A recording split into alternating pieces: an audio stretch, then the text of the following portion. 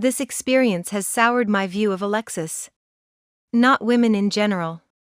I got some messages saying, "I write too well and this is obviously made up." I have 2 words for you, I wish.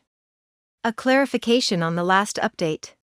I wasn't clear about what I see when I walked in. They weren't literally fucking. They were just sitting on the couch. With a deer in headlights look that was incredibly incriminating, and they both went quiet. It was just obviously not a "hey guess who dropped by" situation. Anyways, on to the update. I've been extremely busy with the semester ending. And I took the majority's advice to bury my head in work. I've spent a lot of time at the library. Because Alexis never goes there. In the process of posting the last update, I realized how dumb it was that I hadn't contacted Derek and Brooke with my side. I screenshot the text from the cool neighbor. Well, side notes, all names have been changed, except Mark, because fuck you, Mark. Within the minute, Derek was blowing up my phone with calls and texts that made it very apparent he didn't know anything. At the same time, Alexis was sending texts begging me to meet up with her. I was feeling miserable and sent back a single text to Derek saying I wasn't feeling up to talking, then put my phone away for the night. In the morning, I got a text saying to meet him at my favorite restaurant for dinner and drinks on him, assuring me that no one would be there, not even Brooke. I haven't had any appetite since everything went down, but the offer meant a lot, and I really did want to see him. So I decided to go after classes.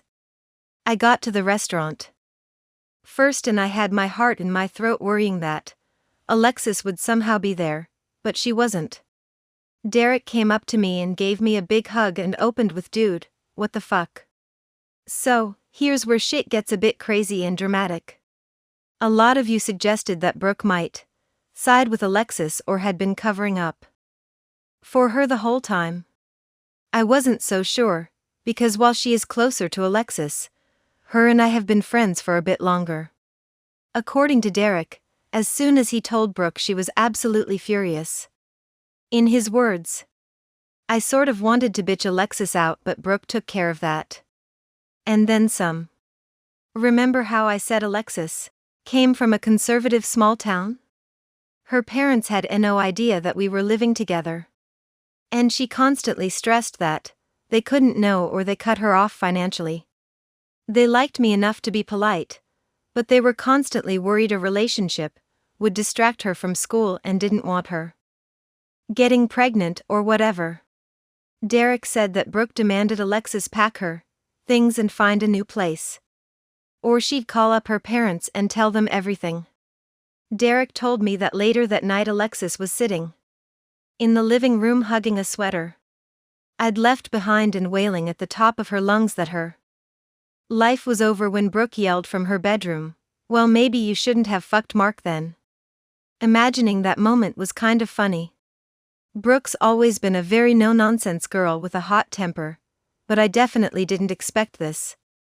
It was extremely touching that she took the cheating that seriously. During that dinner, all my fears that I'd lost my friends were completely washed away, and I was able to choke down a few pieces of sushi. When we left dinner, Derek promised to let me know when Alexis was gone so I could move back in. I declined his offer, because even if she does move out, everything in that apartment reminds me of her, including Derek and Brooke too. Alexis and Mark probably fucked in my room, so I really don't want to sleep in it. 3. In the current emotional state I'm in, I don't want to be third-wheeling a happy couple, even though I'm sure they'd be considerate.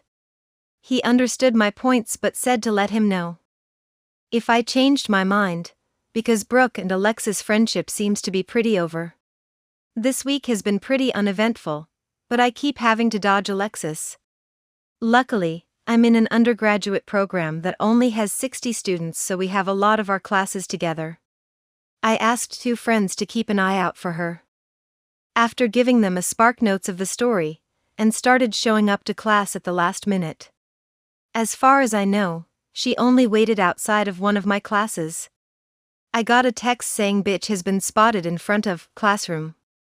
Waterworks in progress. Proceed with caution. I ended up skipping the class because I didn't know if she was going to leave and I really didn't want to risk it. Later that night she sent me a really long Facebook message explaining everything from the beginning, and it sort of made me sick to read. I contemplating not reading it, but once I opened it, I just had to. She said that he'd been flirty with her in the halls. As I mentioned before, he would say inappropriate shit to both girls, and she tried to be friendly back, but it must have come off as flirting because he kissed her mid-sentence one day. She said she felt guilty that she led him on, and that guilt prevented her from shooting him down in future advances. Because she felt like it was her fault it happened, and she has trouble saying. She said they'd only slept together 3 times and she hated it. He had pushed her into it, not rape, but IDK. I never said yes either, and she was going to end it during the conversation I walked in on. She said she understood if I needed some time and some space, but that she'd do absolutely anything to make it right, and would spend the rest of her life making it up to me by treating me like a king. I'd never have to cook, clean, or do my laundry again. Give me full access to her phone and passwords. She even suggested we install Life, an app that allows you to track someone's location through their phone, so I would know where she is at all times. Cut off all contact with Mark and all her male friends. Just for good measure, I guess. Yeah, that sounds like a healthy relationship, right? I didn't answer. I kind of wanted to keep her on Facebook and watch the shit show unfolds. She was posting dramatic statuses and song lyrics about mistakes, forgiveness, and some from our song. But I know how I am. I don't want to compulsively check her page or go through old photos. So I blocked her. Derek sent me a text a few hours later saying she's crying and screaming about you blocking her, lol. In happier news, the family I'm staying with is fantastic. I felt a little guilty about taking up their space, electricity, etc., so I offered to put down rent and pay for some bills. I am unemployed, but my family gives me a decent allowance for rent and food, but they declined. The dad said first month's free. If you need more time here then we'll talk about it, and winked. My friend was telling me that they have hosted his and his sister's troubled friends, so it wasn't a big deal. Still, I'm unbelievably grateful. As for Will, awesome neighbor, I called him to thank him for everything. I wasn't up to inviting him for dinner just yet, but I will. He apologized profusely. He says he can't stand Mark, not just for what he did with Alexis, but various other things that I won't go into. He told me that Mark has been unusually quiet the past few days and told another one of the guys that he had gotten dumped. Whatever. I don't want to think about it. So that's really all I have for you guys. I'm still going to be friends with Derek and Brooke, but I'm going to limit my contact with them because they remind me of Alexis so much. I sent Brooke a message thanking her for kicking Alexis out, and she said she'd do it regardless of whether or not I move back in. She's going to give me a heads up on when Alexis is gone so I can get the rest of my things. In the meantime, I'm spending a lot of time studying, applying to grad schools, and hanging out with the guy I'm living with. Earlier this week I posted onto my university's Facebook group searching for roommates for next semester, and I already have a few replies. I'm going to wait until after finals to tell my parents about the situation. Because my mom asks a million questions about everything. And I'm not in the mood to answer them. Again, thank you for all the messages. I didn't not expect this level of attention. And while it has made me a bit paranoid, someone will recognize the story from the details. Fuck it, I needed the support. Brooke is kicking Alexis out and Derek is still my buddy. I'm doing okay given the circumstances, and I'll hopefully be finding a new apartment next month.